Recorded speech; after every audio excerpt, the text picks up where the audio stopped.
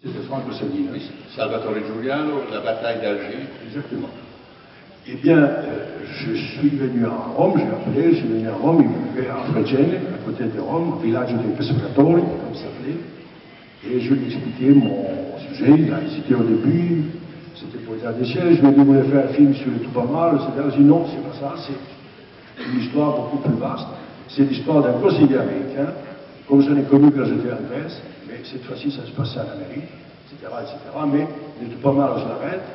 En italien, ça s'appelait le film Americano, avec deux K. Et je lui ai expliqué tout cela, et il m'a dit, bon, écoutez, je dis, faisons un tour en Amérique latine, allons voir. Allons voir l'Uruguay, et allons voir au Chili. Au Chili, il n'y avait rien à l'époque. Et c'est vrai que nous sommes fait un tour, nous avons vu beaucoup de gens. Au retour, on est passé par Cuba, et on a pris beaucoup de renseignements sur ce personnage. Moi, j'avais aussi beaucoup, qui s'appelait Mitrione, qui était un conseiller américain travaillant pour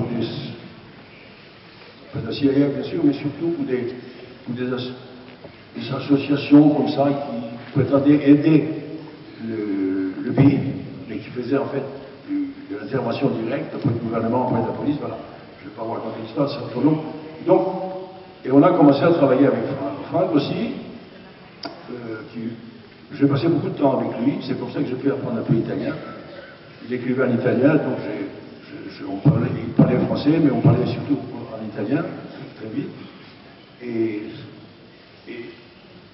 on était ensemble, presque toute la journée, il écrivait, il me faisait lire, et puis voilà. C'était cette espèce de relation directe. Franck avait beaucoup qu'on soit ensemble pour travailler. Je crois que, je ne sais pas s'il y a des gens qui l'ont connu, sûrement Ettore l'a connu, je ne sais pas s'il a travaillé avec lui, mais c'était quelqu'un qui avait une vision formidable du monde. C'est vrai qu'il était critique d'abord, et après membre du Parti communiste italien. Peut-être c'était un tout petit peu détaché ou pas, je ne l'ai jamais demandé.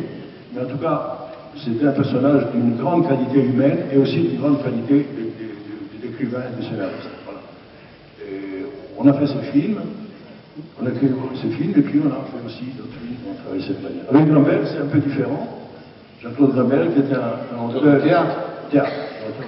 J'avais vu une pièce il y a plusieurs années, je lui ai dit un jour on devrait travailler ensemble, il me dit quand tu veux. Et puis un jour, je trouvais un sujet, alors, lui, il est complètement loin du cinéma, était loin du cinéma.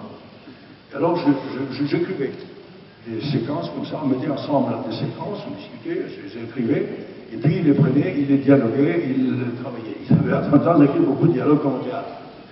Au début, je les coupais et ça agaçait un peu, je coupe les dialogues parce que j'essayais. Je lui disais, non mais, il y a des choses, ça n'est pas la peine de le dire, puisqu'on les voit à l'écran. L'image, c'est un dialogue.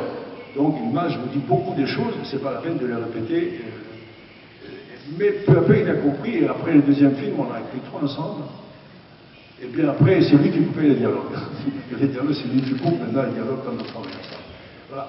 Mais c'est un travail très étroit. Moi, je crois beaucoup à ce travail avec le scénariste. C'est-à-dire une relation quotidienne, parce que il a eu très souvent, quand je travaillais en Amérique, on m'a proposé quelques-uns, il disait voilà, on lui donne l'idée, le scénario, et puis il part, 2 mois il revient avec le scénario, moi je ne vais pas travailler comme ça. Parce qu'au bout de 2 mois il revient avec des idées bien précises, et pour les changer, c'est très difficile, et puis ce n'est pas une chose qui ne me convient pas du tout. Et même en Amérique, quand je travaillais avec des scénaristes, on était ensemble, tous les jours, on passait des heures ensemble, il écrivait, je revenais, etc. Voilà. C'est cette relation que je crois, parce qu'elle devient une sorte de... Ça crée des relations amicales, ça permet aussi de connaître la personne à fond, et on se fait connaître aussi à fond. Donc on crée une relation, disons, presque affective, amicale, profonde, ça n'est pas une relation de travail.